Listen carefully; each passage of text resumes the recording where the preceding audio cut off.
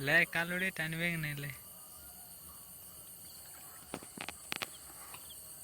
देखते बच्चों आज की আমরা রাত্রির লাইভ প্রতিদিন লাইভ হচ্ছে আমরা ঠিক আছে এই যে এগুলো দুটো মাছ পাবো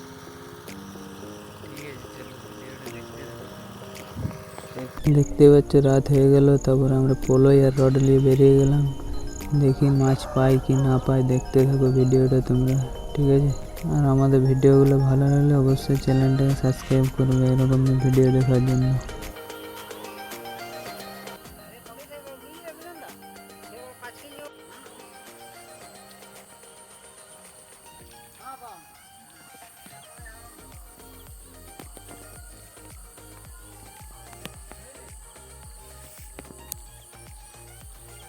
ले एक बड़ा चाप देखनी ना बुकी